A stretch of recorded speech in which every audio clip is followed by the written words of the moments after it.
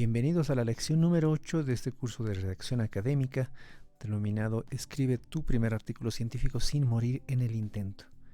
En esta lección, tipos de párrafo y su construcción, vamos a pasar al siguiente nivel. Recordemos que en la lección 7 hemos hablado de la oración, pero el siguiente nivel de un escrito académico pues es el párrafo. Un párrafo es un conjunto de oraciones. Y de la misma manera que hemos visto que para construir una oración hay ciertas lógicas, hay ciertas maneras porque tiene varios elementos, también hay maneras en las que nosotros vamos a organizar las oraciones dentro de un párrafo. Veamos justamente esto. El párrafo descriptivo, narrativo y expositivo. Hablemos en primer lugar de estos tres componentes.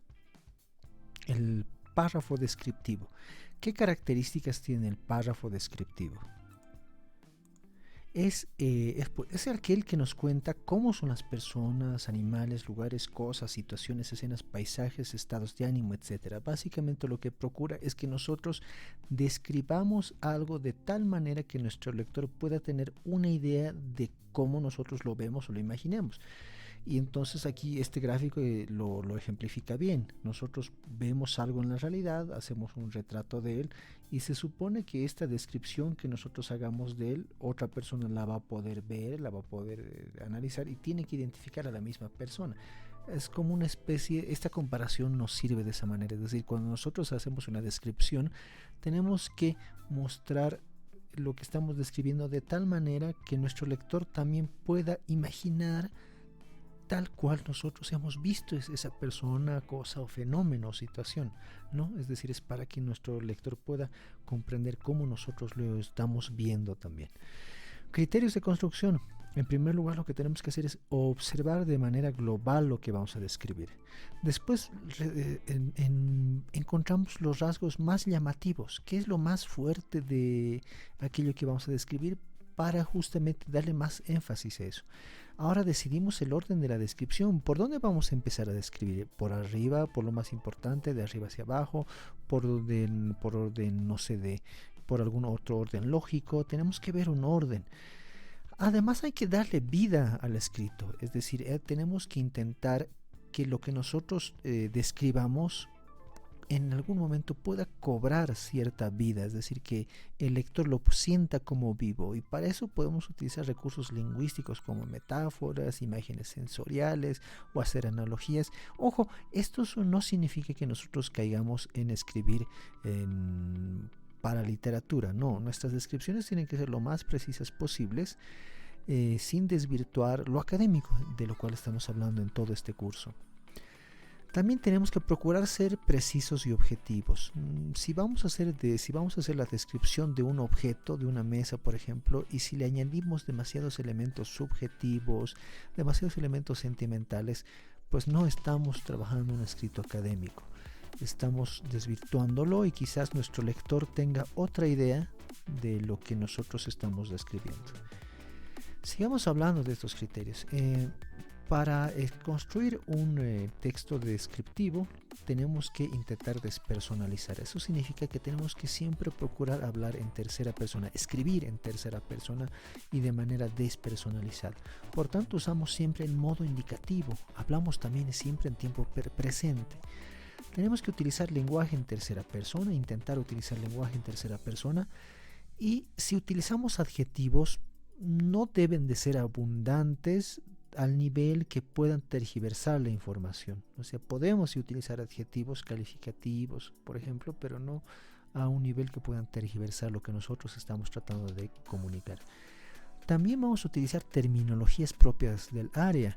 Vamos a utilizar términos que sean nuestros lectores, que le pertenezcan a nuestros lectores. Si, por ejemplo, nosotros vamos a escribir para otros profesores, nosotros entonces podremos fácilmente utilizar palabras como objetivo holístico, como educación integral, como dimensión del saber, por ejemplo, que quizás el cotidiano de la gente, el común de la gente no los conoce, porque tampoco están obligados a hacerlo, pero sí otro profesor nos va a entender, ¿no? Entonces por eso es importante utilizar terminología propia del área, es decir, utilizar términos que nuestros lectores puedan entender, que ese círculo de lectores vaya a comprender.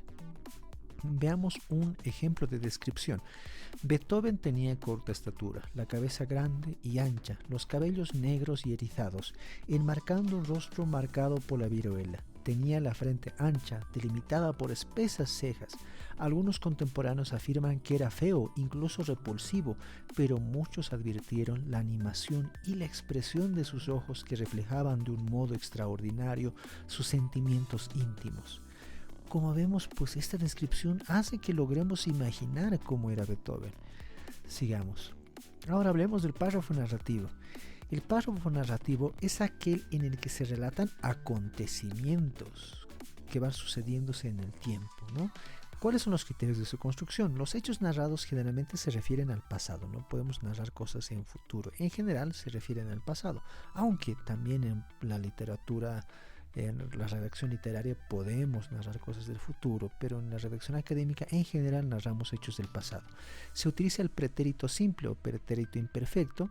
En la narración debe mantenerse un mismo tiempo verbal, es decir, no podemos en algún momento hablar en pasado y otro tiempo hablar en presente, no, tenemos que mantener siempre un mismo tiempo verbal en el transcurso de nuestro párrafo narrativo. No podemos hacer confusión de tiempo.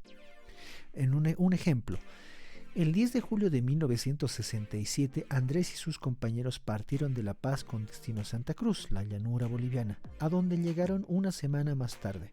Unos días después de llegar, comenzaron a relacionarse con la gente, con la intención de buscar trabajo, pero apenas habían conocido al dueño del hotel donde se alojaron.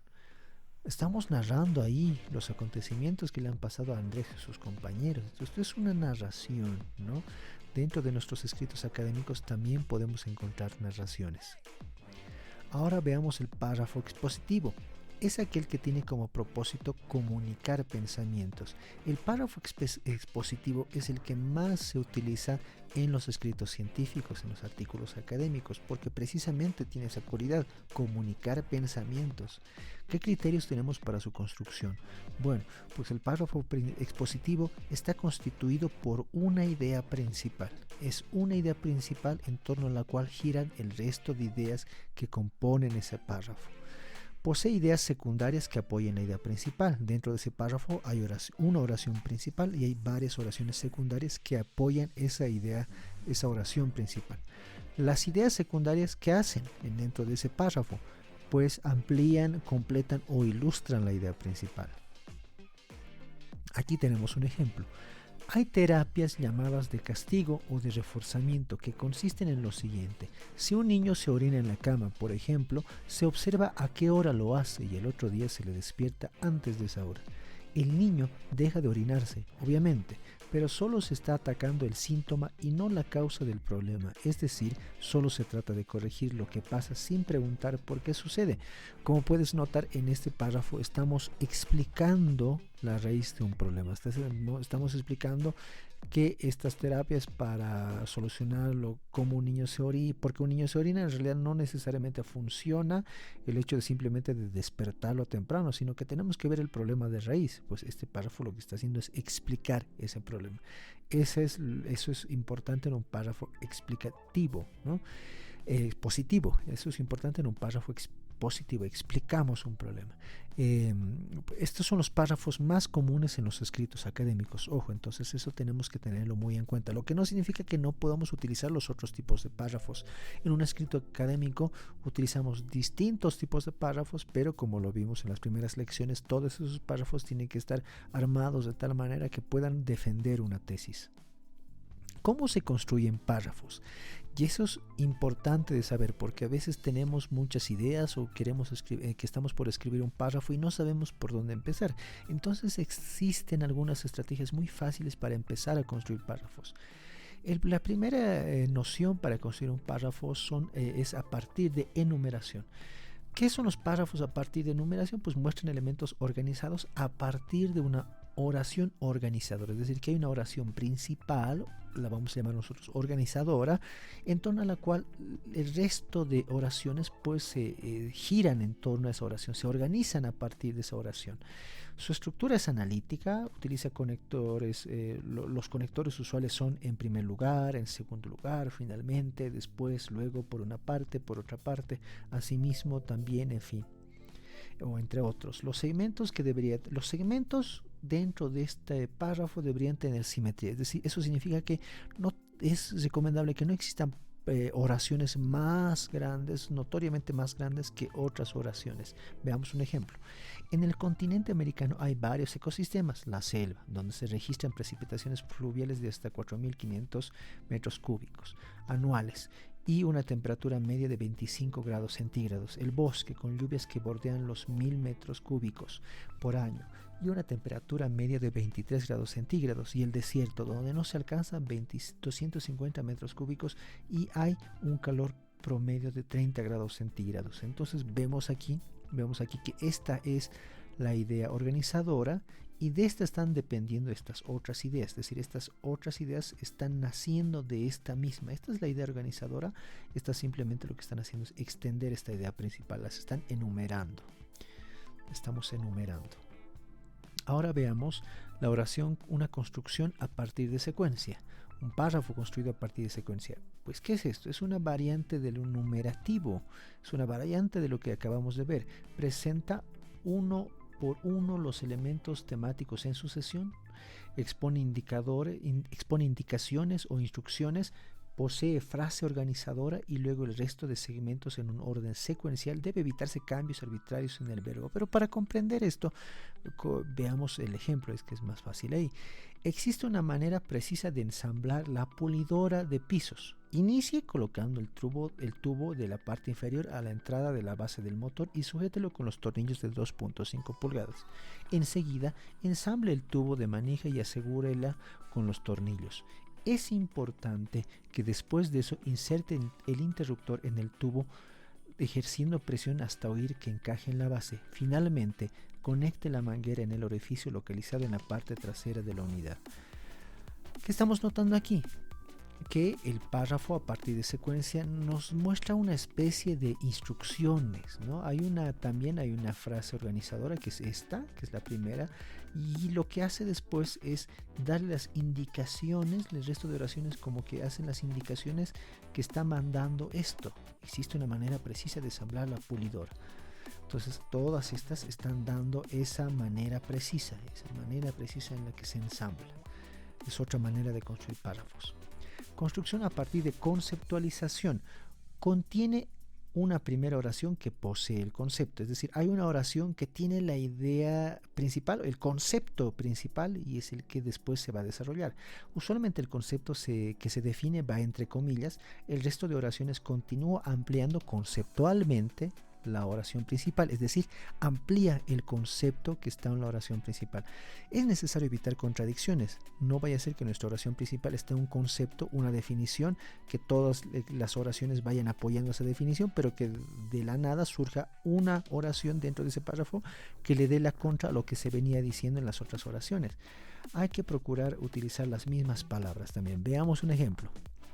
El torbellino de ideas es una técnica que se utiliza antes de comenzar un escrito. Consiste en dedicar un breve tiempo a apuntar de manera espontánea, desordenada, todas las ocurrencias que se tienen sobre un tema. Suele servir de punto de partida para iniciar una redacción una vez que se seleccionan los aspectos fundamentales, se eliminan repeticiones, se suprimen las informaciones no pertinentes y se jerarquizan los elementos importantes. ¿Qué está haciendo? Esta es nuestra oración principal.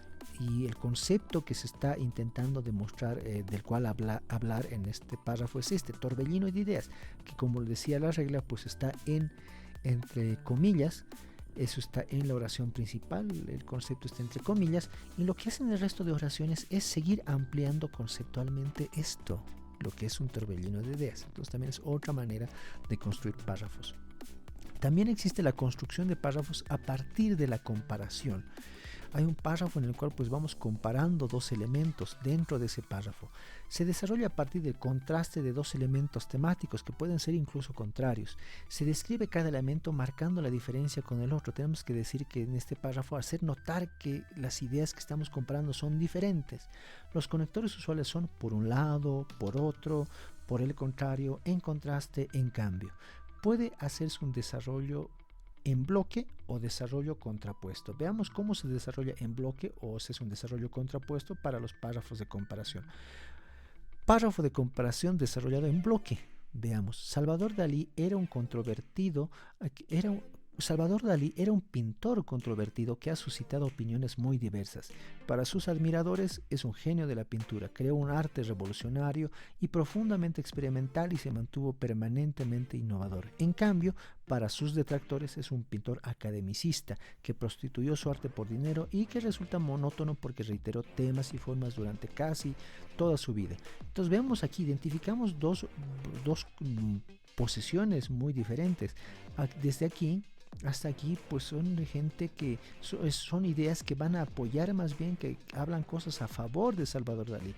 De aquí hasta aquí son ideas que dicen cosas en contra de Salvador Dalí, ¿no? Entonces están un bloque de las cosas positivas está aquí, el otro bloque está aquí claramente identificables en este párrafo.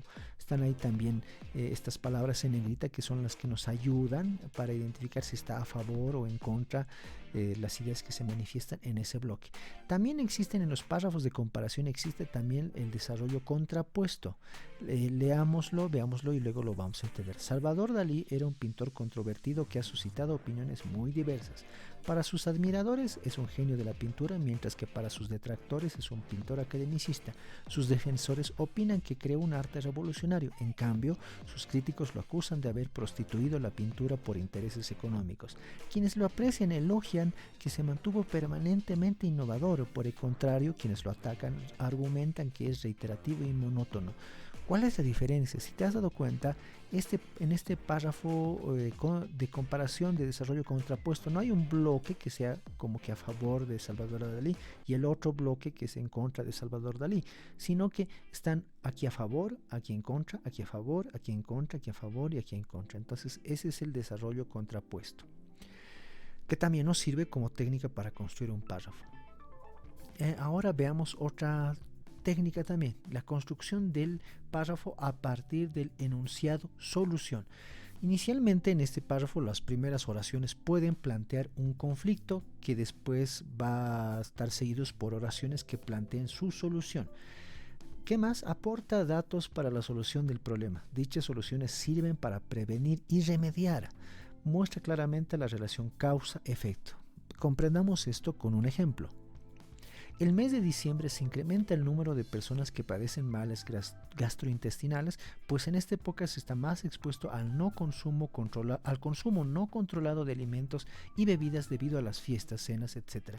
Por eso se deben tomar medidas preventivas durante las reuniones de fin de año, como consumir alimentos más saludables, tales como ensaladas y frutas.